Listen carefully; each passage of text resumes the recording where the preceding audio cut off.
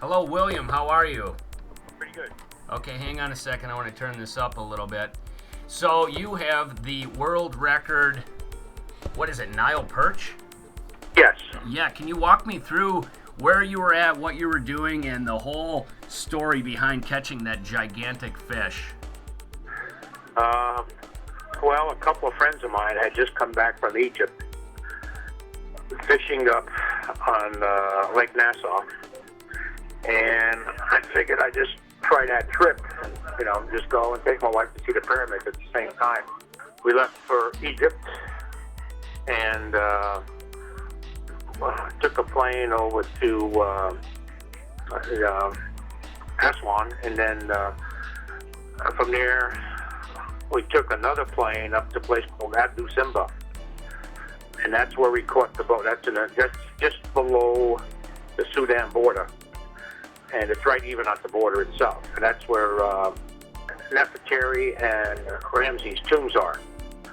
Their big tombs are right there at Abdu Simba. And then we went out, and there was two boats with a little mother boat, they're about 24-foot steel boats. We took two of them, and with the mother boat, and that's the one you sleep on at night, broke down.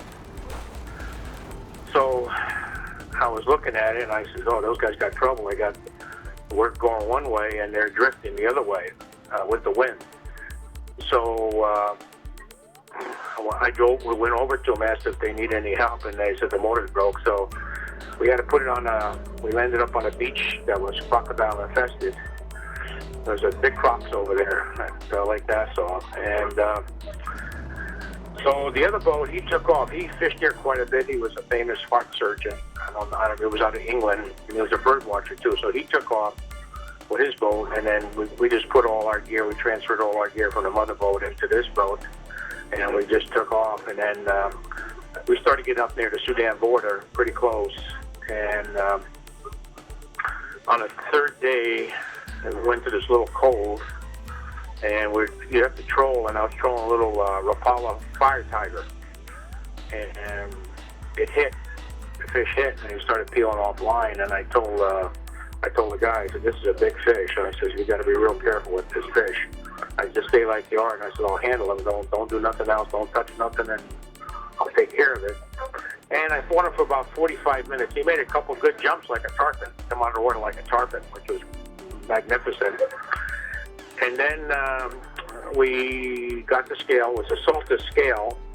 Got the scale, and we put the fish in a sling, and we weighed him, but the scale pegged out, I think it was 225 or 230, I think the scale pegged out at.